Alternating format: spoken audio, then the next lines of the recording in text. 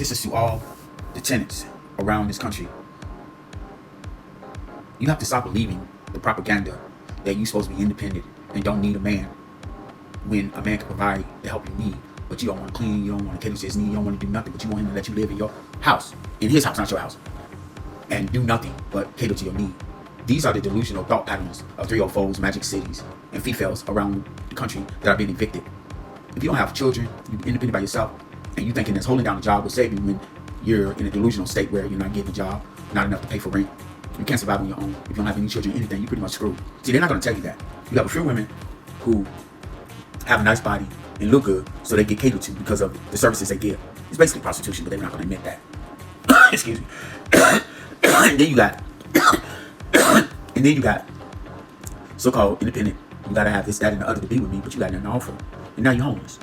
You have no shelter to go to. You have to go through a bunch of red flags and red tapes to get a place to stay. And you're not being successful.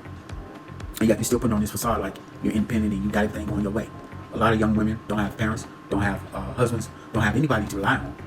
And they think that they're being successful by claiming they're so independent, but they're not getting anything.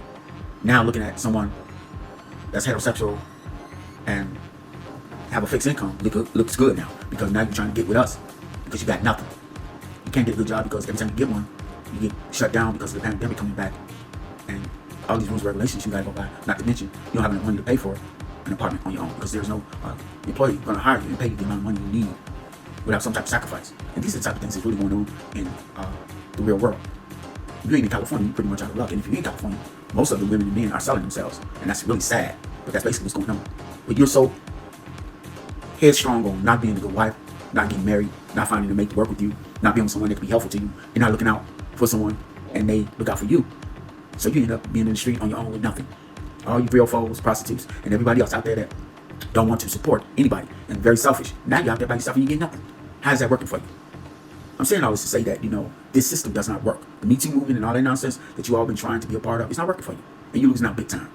And you're not getting the help that you need because you're stubborn, selfish, and vindictive about doing what you want to do and not getting real help. The system is always going to lie to you because they're not having making money and destroying lives. They're not going to have it helping you. So no matter how many times you think that you're going to get the right services, you may meet the criteria, but they don't move fast enough to help you. I have my own challenges, but I do know that I'm in a better standing than 90% of the people in this environment. And based on that, I'm doing a lot better than you are.